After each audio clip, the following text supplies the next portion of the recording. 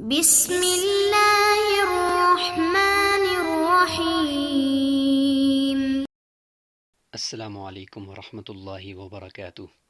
عزیز طلبہ کرام، کیسے ہیں آپ؟ خیر و عافیت سے ہیں؟ امید ہے کہ اللہ تعالیٰ کے فضل و کرم سے آپ خیر و عافیت سے ہوں گے۔ آج ہمارا سبق نمبر 16 ہے، اور آج کے سبق میں ہم باب الحیض کو باقاعدہ شروع کرنے جا رہے ہیں، اور اس میں ہم حیض کے کچھ مسائل ہوں گے۔ اس میں جو کہ حصہ اول ہم نے کر دیا ہے، تو اس حصہ اول کے اندر ہم آج حیض کی جو مدت ہوتی ہے، کم سے کم مدت اور زیادہ سے زیادہ مدت، اس کا تذکرہ کریں گے۔ اس کے بعد حیض کے کچھ کلرز ہوتے ہیں اور اس کا ہم تذکرہ کریں گے، اور اس کے بعد احکام اس کے متعلق کچھ ہوں گے، اس کا ہم تذکرہ کریں گے۔ آپ کو اس حیض کا یہ نام سن کر اور یہ دیکھ کر ذہن میں آیا ہوگا کہ یہ حیض کہتے کسے ہیں۔ تو یہ ہم یہاں پہ اگر اس کی ہم کچھ خارجی مثالیں یہاں پہ آپ دیں تو وہ یہ ہے کہ جو عورت کو اللہ تعالیٰ کی طرف سے ہی عورت کے ساتھ یہ ہے کہ ہر مہینے اس کو کچھ متعین دن تک خون آتا ہے، اور اس کی جو شرمگاہ ہے، پیشاب والی جگہ، اس سے خون آتا ہے، اور وہ خون مختلف کلرز کا ہوتا ہے، اور وہ کسی کو 5 دن، کسی کو 6 دن، کسی کو 7 دن آتا ہے۔ تو وہ خون، اس خون کے اندر اس نے پھر نماز بھی وہ اس کو معاف ہوتی ہے، روزہ وہ نہیں رکھ سکتی، اور اسی طریقے سے بہت سارے اور بھی احکامات اس کے اوپر لاگو ہوتے ہیں۔ تو یہ جو خون آتا ہے عورتوں کو، اس خون کو عربی کے اندر حیض کہتے ہیں۔ تو یہ اس کا خارجی مفہوم ہوا۔ اور یہ جو خون ہوتا ہے، یہ کسی بیماری کی وجہ سے نہیں ہوتا، اور بوڑھی عورت کو یہ نہیں آتا، اور بالکل چھوٹی جو نابالغ بچی ہوتی ہے اس کو نہیں آتا، اور یہ بالغ عورت کو آتا ہے۔ اور جب یہ عورت کے پیٹ میں بچہ پیدا ہونا اور بننا شروع ہوتا ہے تو اس وقت یہ بند ہو جاتا ہے۔ تو یہ کچھ اس خون کی علامات ہوتی ہیں، اور اس کے کچھ مختلف کلرز ہوتے ہیں، مٹیالے قسم کا، سرخ قسم کا، سبز، زرد۔ تو یہ کچھ کلرز اس کے ہوتے ہیں۔ تو یہ کچھ اس کی علامات ہیں، اور یہ ہر مہینے آتا ہے، اور جب ایک مرتبہ آ کر ختم ہو جائے تو اس کے بعد 15 دن کے بعد ہی آتا ہے، 15 دن سے پہلے نہیں آتا۔ تو یہ اس کی کچھ علامات ہیں، اور آگے چل کر مزید بھی ہم اس کو تفصیل سے دیکھتے ہیں، تو انشاءاللہ یہ ہمارے سامنے واضح ہو جائے گا۔ آگے چلنے سے پہلے ہم اس پورے باب کا خلاصہ دیکھ لیتے ہیں ایک نظر میں۔ تو یہ مائنڈ میپ کے ذریعے سے آپ دیکھ سکتے ہیں کہ یہ باب الحیض کا ہم نے خلاصہ کیا ہے کہ اس پورے باب کے اندر 3 بحثیں ہوں گی۔ سب سے پہلی بحث یہ ہے مسائل الحیض، یعنی حیض کے مسائل اس میں ہوں گے۔ دوسرے نمبر پر یہ مسائل الاستحاضہ، استحاضہ کے مسائل ہوں گے۔ استحاضہ کسے کہتے ہیں وہ آگے چل کر ہم انشاءاللہ آپ کو بتائیں گے۔ نمبر 3 مسائل النفاس، نفاس کے مسائل ہوں گے۔ نفاس کی تشریح بھی جب وہ ہم اس کو پڑھیں گے تو اس وقت ہم اس کا خارجی مفہوم بھی بیان کر دیں گے اور اس کو دیکھ لیں گے۔ اب مسائل الحیض میں دیکھیں تو اس کی 5 قسمیں ہم نے کی ہیں۔ مدت الحیض، حیض کی مدت کتنی ہے اور کتنے دن تک یہ بلڈ آتا ہے، یہ ہم بیان کریں گے۔ دوسرے نمبر پر ہے جی الوان الحیض، حیض کے رنگ، الوان لون رنگ کو کہتے ہیں، کہ اس کے کلرز کتنے ہیں۔ تو وہ تقریباً 5 قسم کے کلر ہیں: سرخی مائل، زردی مائل، مٹیالہ، سبز اور سیاہ۔ یہ کلرز اس کے ہوتے ہیں، تو یہ ہم ڈسکس کریں گے۔ تیسری قسم ہے مسائل الحیض میں احکام الحیض، کہ حیض کا حکم کیا ہے، کہ جب عورت کو یہ بلڈ آتا ہے ان دنوں میں عورت کے لیے نماز کا کیا حکم ہے، روزے کا کیا حکم ہے، اور ان دنوں کے اندر اس کو تلاوت قرآن کا کیا حکم ہے۔ تو یہ ساری چیزیں۔ نمبر 4 طہر المتخلل، اس سے متعلق ڈسکس ہوگی۔ اور 5ویں نمبر پر ہے مدت الطہر، کہ وہ جو درمیان میں پاکی کا جو وقت ہوگا، طہر کا، یہ طہر پاکی کو کہتے ہیں، وہ پاکی کا جو وقت ہوگا وہ کتنا ہوگا، تو اس سے متعلق گفتگو ہوگی۔ تو یہ ہو جائے گا مسائل الحیض۔ مسائل النفاس میں ہم جائیں گے، اور مسائل الاستحاضہ میں تعریف الاستحاضہ ہوگی، اور احکام الاستحاضہ ہوگا اور حکم المعذورین ہوگا۔ مسائل النفاس میں اگر ہم دیکھیں تو تعریف النفاس ہوگا، مدت النفاس ہوگا، اور نفاس التوأمین ہوگا کہ جڑواں بچے اگر پیدا ہو جاتے ہیں تو اس وقت عورت کا جو خون آتا ہے تو اس کا کیا حساب ہوگا اور اس کے کیا احکامات ہوں گے۔ تو بہرحال یہاں پہ مختصراً یہ بتاتے چلیں کہ استحاضہ اس کو کہتے ہیں کہ جو کسی بیماری کی وجہ سے خون عورت کو آتا ہے، مطلب یہ کہ حیض کے جو دن ہوتے ہیں ان کے علاوہ جو خون عورت کو آتا رہتا ہے پورے مہینہ یا کئی سالوں تک آتا رہتا ہے کسی بیماری کی وجہ سے، اندرونی بیماری کی وجہ سے، اس کو استحاضہ کہتے ہیں۔ اور نفاس کہتے ہیں کہ بچے کے پیدا ہونے کے بعد جو خون چلتا ہے اس کو نفاس کہتے ہیں۔ تو یہ پورے باب کا مختصر خلاصہ ہو گیا، اور ابھی ہم انشاءاللہ باقاعدہ اس باب کو شروع کریں گے، اور جو جو چیزیں آپ کے سامنے آئیں گی تو انشاءاللہ اسی کے ساتھ ساتھ ہم اس کو سمجھتے جائیں گے۔ تو یہ ہے ہمارا آج کا سبق باب الحیض سے۔ باب الحیضی عبارت سب سے پہلے ہم پڑھیں گے، اقل الحیض ثلاثة ایام ولیالیہا وما نقص من ذلك فليس بحیض وهو استحاضة واکثره 10 ایام وما زاد على ذلك فهو استحاضة وما تراه المرأة من الحمرة والصفرة والكدرة في أيام الحيض فهو حيض حتى ترى البياض خالصا، والحيض يسقط عن الحائض الصلاة ويحرم عليها الصوم، وتقضي الصوم ولا تقضي الصلاة، ولا تدخل المسجد ولا تطوف بالبيت، ولا يأتيها زوجها، ولا يجوز لحائض ولا لجنوب قراءة القرآن، ولا يجوز للمحدث مس المصحف إلا أن يأخذه بغلافه۔ تو یہاں تک آج ہم پڑھیں گے۔ تو سب سے پہلے حیض کی ہم تعریف کر لیتے ہیں۔ تو جس طریقے سے خارجی مفہوم سے آپ نے سمجھ لیا کہ یہ عورت کو ہر مہینے کے اندر خون آتا ہے، اور عورت بھی مخصوص عورت ہوتی ہے، چھوٹی بچی نہیں ہوتی، اور بوڑھی عورت، بالکل بوڑھی عورت یہ بھی نہیں ہوتی، بلکہ ایک بالغ عورت ہوتی ہے، اور ایسی عورت جو بالغ ہو اور تقریباً 9-10 سال سے اوپر کی ہو، اور 50 سال سے کم از کم نیچے کی ہو۔ تو اس درمیانی عمر کے اندر عورت کو یہ خون آتا ہے، اور آتا بھی ہر مہینے کے اندر ہے، تو اس کو عربی کے اندر حیض کہتے ہیں۔ اب ہا یا اور ضاد اس کا لغوی معنی ہم کر لیتے ہیں۔ تو لغوی معنی اس کا ہے کہ اسم لخروج الدم، کہ خون کے نکلنے کو حیض کہتے ہیں، من الفرجی فرج سے، علی ای صفت، فرج کہتے ہیں عورت کی شرمگاہ، یعنی جو عورت کی شرمگاہ ہوتی ہے، پیشاب کی جگہ ہوتی ہے، اس کو فرج کہتے ہیں۔ علی ای صفت کانا، چاہے جس طریقے سے بھی ہو، لیکن لغت میں اس کو ہم جو خون عورت کے اگلے راستے سے نکلتا ہے اس کو ہم حیض ہی کہیں گے۔ من آدمیت او غیرہا، لغوی معنی کے اعتبار سے تو چاہے وہ کسی جانور کی شرمگاہ سے نکل رہا ہو یا کسی انسان کی شرمگاہ سے نکل رہا ہو، آدمی ہو یا غیر آدمی ہو، اس کو ہم حیض ہی کہیں گے۔ اب اصطلاحی تعریف جو ہوگی اس میں جا کر ہم باقی جتنے بھی جانور ہیں اور حیوانات ہیں وہ نکل جائیں گے، اور انسان اور اس میں بھی صرف مؤنث عورت جو ہے وہ مخصوص ہو جائے گی۔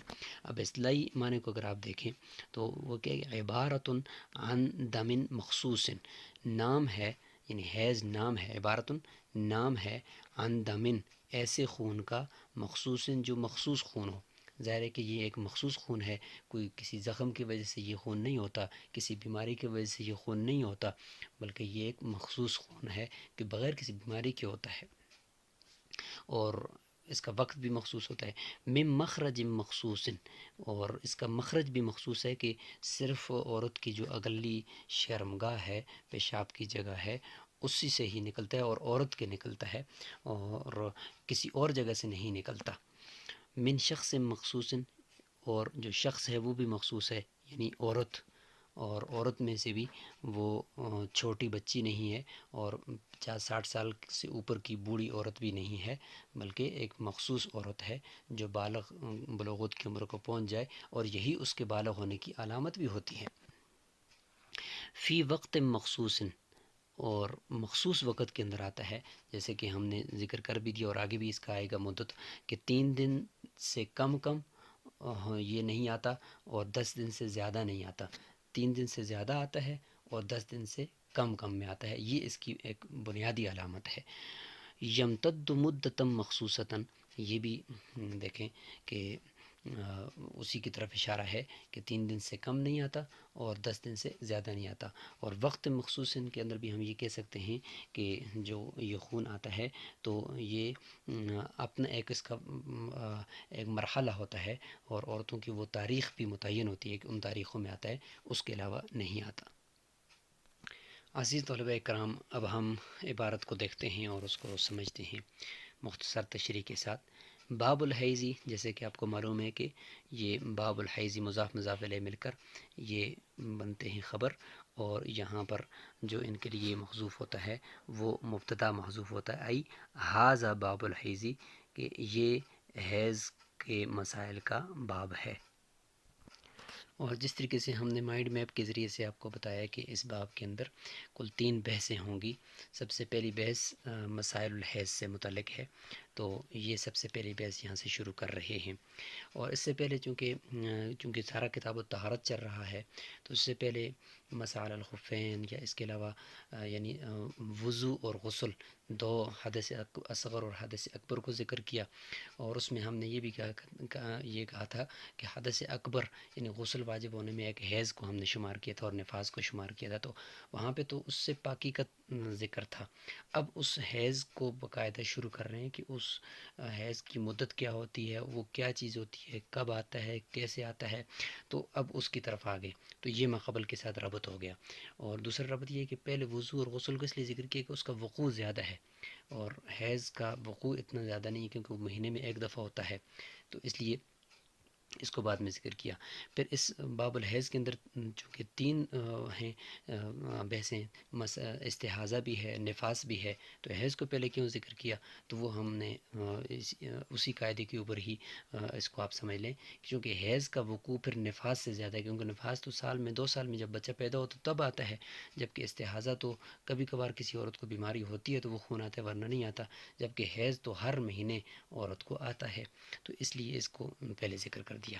اب اس میں جو مسائل الحیض ہیں، وہ حیض کے جو مسائل تھے اس کی ہم نے آپ کو 5 قسمیں مائنڈ میں کر کے دکھائی تھیں، تو یہاں پہ سب سے پہلی قسم شروع ہو گئی ہے، یہاں سے یہ مدت حیض شروع ہو گئی یہاں سے کہ حیض کی مدت کیا ہے، تو یہ سب سے پہلی ہے جی کہ حیض کی مدت کیا ہے، تو فرمایا کہ اقل الحیض 3 ایام، کہ حیض کی کم سے کم جو مدت ہے وہ 3 دن ہے، ولیالیہا، اور 3 راتیں، یعنی 3 دن اور 3 راتیں یہ اس کی کم سے کم مدت ہے، یعنی 3 دن سے کم اگر کسی عورت کو خون آ رہا ہے، 2 دن، 2.5 دن اور 1 دن 1 رات، 2 دن 2 رات، تو اس کو ہم حیض نہیں کہیں گے، ہم اس کو وہی استحاضہ کہیں گے۔ استحاضہ یعنی کسی بیماری کی وجہ سے آنے والا کوئی خون یا کوئی بلڈ عورت کو آ رہا ہے، تو اس لیے اس حیض کا جو خون ہوگا اس کی بنیادی علامت یہ ہے کہ یہ 3 دن سے کم نہیں ہوتا،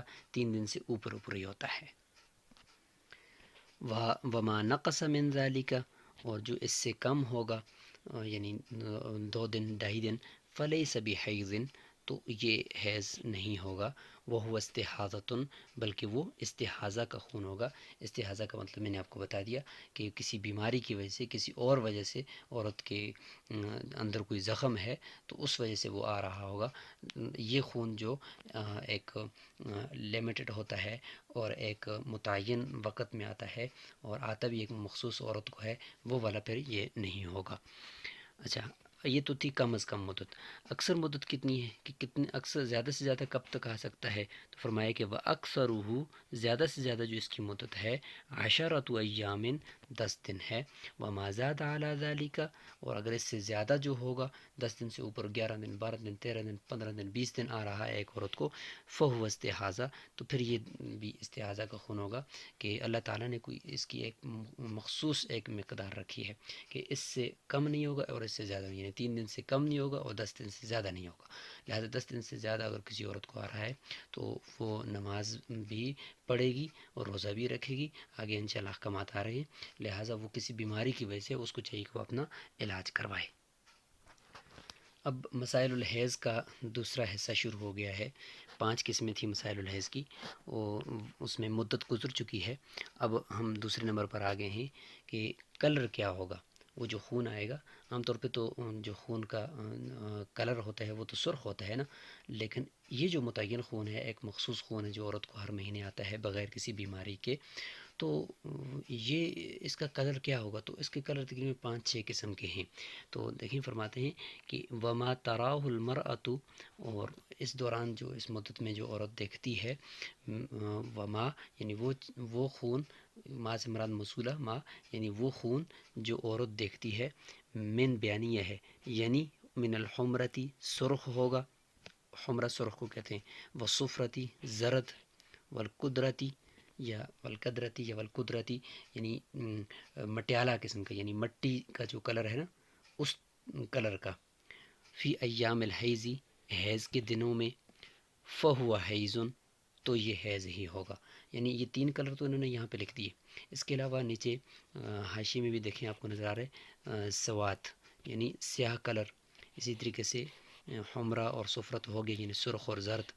خضرہ یعنی ایسا کلر جو سبز ہو، یعنی والخضرتی یعنی سبزے جیسا ہوتا ہے وہ ہو. والقدرتی یہ تو ہم نے پڑھ لیا کہ مٹیالے کلر کا ہو. تو یہ تقریباً 5 قسم کے کلر ہو گئے، یعنی سرخ، زرد اور مٹیالہ اور سبز اور سیاہ. یہ 5 کلر جو ہوں گے یہ حیض کے خون کے کلر ہیں اور یہ ان کی علامت ہے. حتی ترل بیاض خالصاً، یہاں تک کہ بالکل سفیدی وہ دیکھ لے. حتی ترل، یہاں تک کہ وہ دیکھ لے البیاض سفیدی کو، خالصاً خالص، یعنی جب تک یہ سفیدی نہیں آئی، آخر میں جب یہ خون رکتا ہے نا تو اس وقت پھر یہ سفید خون آتا ہے. تو یہ علامت ہوتی ہے کہ یہ خون ابھی بند ہو رہا ہے. تو یہ سفیدی جو ہے یہ اس کی علامت ہوتی ہے پاکی کی. والحیض، اب یہاں سے جو ہے وہ تیسری بحث شروع ہو، یعنی اسی مسائل البحث کی تیسرا حصہ شروع ہو گیا ہے. احکام الحیض، کہ جب یہ خون آئے گا تو اس وقت عورت کے لیے کیا کیا احکامات اس پر لاگو ہوں گے، کیا کیا کام اس نے کرنے ہیں، کیا کیا کام اس نے نہیں کرنے. تو اس حوالے سے ہے کہ والحیض، اور حیض، یسقط، ساقط کر دیتا ہے، عن الحائض، حائضہ عورت سے، الصلاۃ، نماز کو. نماز اس کے اوپر سے ساقط ہو جائے گی. ظاہر ہے کہ وہ ناپاک ہو گئی ہے، وہ کیسے نماز پڑھے گی. و یحرم، اور حرام کر دیتا ہے یہ حیض اس کے اوپر، علیہا الصوم، روزے کو، روزہ بھی وہ نہیں رکھ سکتی. اور وتقضی الصوم، روزے کی تو وہ قضا کرے گی. ولا تقضی الصلاۃ، نماز کی قضا نہیں کرے گی، کیونکہ نمازیں اگر ایک عورت کی 10 دن ایک حیض آتا ہے تو 10 بچے 50 نمازیں اس نے پھر قضا کرنی ہوگی. ہر مہینے 50 نمازیں، تو اس کے لیے بہت بڑا حرج ہے. تو حرج جو ہے وہ مدفوع ہے، حرج دین میں نہیں ہے، اس لیے نمازوں کو اس کو معاف کر دیا گیا ہے. البتہ یہ کہ روزے تو اگر ہیں تو وہ تو روزے 10 دن آیا تو 10 روزے ہی ہیں، لہذا روزوں کی قضا اس نے کرنی ہوگی. یہی حدیث سے ثابت ہے. اور یہ تو تھا نمازوں اور روزے سے متعلق. تیسرا حکم ہے جی اس کے لیے کہ ولا تدخل الحائض المسجد، مسجد میں داخل نہیں ہو سکتی، کیونکہ مسجد میں پاک ہی داخل ہو سکتے ہیں، لہذا یہ اس کا جسم ناپاک ہے تو یہ مسجد میں داخل نہیں ہوگی. ولا تطوف بالبیت، بیت اللہ کا طواف بھی نہیں کر سکتی. ولا یأتیہا زوجہا، اور اس کا شوہر بھی اس کے پاس نہیں آئے گا. کیا مطلب نہیں آئے گا؟ یعنی قرآن مجید میں ہے نا کہ ولا تقربوہن حتی یطہرن، کہ جب تک وہ پاک نہ ہو جائیں اس وقت تک ان کے پاس نہ ہو، یعنی ان کے ساتھ جماع نہ کرو، ہم بستری نہ کرو، اور میاں بیوی والے تعلقات جو ہوتے ہیں وہ نہ اپناؤ. تو اس لیے فرمایا کہ قرآن سے ثابت ہے کہ شوہر اس کے ساتھ جماع نہیں کر سکتا، ہم بستری نہیں کر سکتا. البتہ یعنی جہاں سے اس کو خون آ رہا ہے یعنی شرمگاہ، اس کے علاوہ خامد اس سے استمتاع یعنی فائدہ حاصل کر سکتا ہے، بوس و کنار کر سکتا ہے، اس کو چھو سکتا ہے، اس کے ساتھ سو سکتا ہے، لیکن ہم بستری کرنے سے شریعت نے روک دیا ہے چونکہ یہ ناپاکی کے دن ہیں۔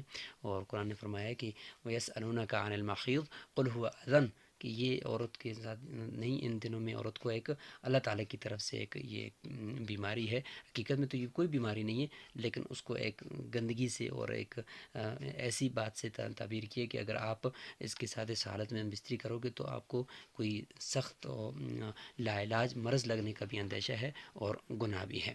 ولا يجوز لحائض، یہاں سے ایک اور حکم بیان ہو رہا ہے کہ جائز نہیں ہے حائض عورت کے لیے، ولا لجنوب، اس طریقے سے اگر کوئی مرد ہو، یہاں ان دونوں کا حکم بیان کر دیا، یعنی مرد کے اوپر اگر غسل واجب ہو جائے یا عورت کو حیض کی حالت میں ہو غسل واجب ہو تو ان کے لیے جائز نہیں ہے قراءۃ القرآن، قرآن مجید کا پڑھنا۔ جب پڑھنا ان کے لیے جائز نہیں ہے تو چھونا تو بدری کی اولا جائز نہیں ہے، لہٰذا قرآن مجید کو پوری ایک مکمل آیت عورت نہیں پڑھ سکتی، البتہ اس کو کاٹ کاٹ کر اگر پڑھنا چاہے تو مطلب الحمد للہ رب العالمین اس طریقے سے کر کے پڑھ سکتی ہے، اگر وہ معلمہ ہے تو پڑھا بھی اس طریقے سے سکتی ہے، لیکن پوری آیت مکمل نہیں پڑھ سکتی۔ البتہ وہ صورتیں چھوٹی چھوٹی جو آخری 4 قل ہوتی ہیں، یہ جو ذکر کے طور پر پڑھی جاتی ہیں تو ان کو ذکر کی نیت سے تو پڑھ سکتے ہیں، اس کے علاوہ ذکر، اذکار، استغفار یہ سارے کر سکتی ہے، لیکن قرآن مجید کی تلاوت کی نیت سے قرآن مجید کو نہیں پڑھ سکتی، نہ زبانی پڑھ سکتی اور نہ ہی ہاتھ لگا کر دیکھ کر پڑھ سکتی ہے۔ ولا يجوز للمحدث، اور اسی طریقے سے محدث، یعنی محدث کے لیے یہاں پہ عام ہے، یعنی اس میں انہوں نے وضو جس کا ٹوٹا ہو اس کو بھی اس میں ذکر کر دیا، اور ساتھ ساتھ جس کے اوپر غسل واجب ہو اس کو بھی ذکر کر دیا، اس لیے محدث ذکر کیا ہے تاکہ سب اس کے اندر آ جائیں۔ مس المصحف، یعنی قرآن مجید کا جو مصحف ہے یعنی نسخہ ہے اس کو چھونا، یہ چھونا جائز نہیں ہے۔ محدث یعنی کسی بھی ایسے آدمی کے لیے جس کا وضو ٹوٹا ہوا ہو یا جس کے اوپر غسل واجب ہو، الا ان یاخذہ بغلافہ، الا یہ کہ وہ اس کو اس کے غلاف کے ساتھ پکڑ لے۔ غلاف وہ والا غلاف مراد ہے یہاں پہ، وہ والا کور مراد ہے قرآن مجید کا جو اس سے الگ ہو سکتا ہو، یعنی وہ والا جو اس کے ساتھ سیا ہوا ہے وہ مراد نہیں ہے، کیونکہ وہ تو پھر اس کا حصہ ہے نا، تو اس کے ساتھ چھونا جائز نہیں ہے۔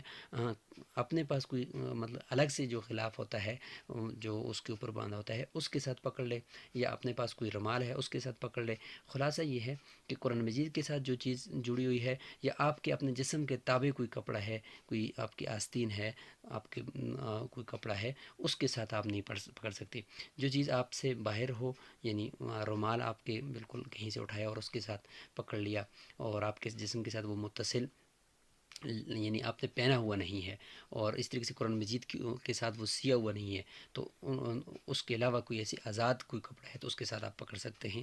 اس طریقے سے باہر جو الگ ہونے والا غلاف ہے اس کے ساتھ پکڑ سکتے ہیں، اس کے علاوہ آپ نہیں پڑھ سکتے۔ قرآن میں ہے لا یمسہ الا المطہرون۔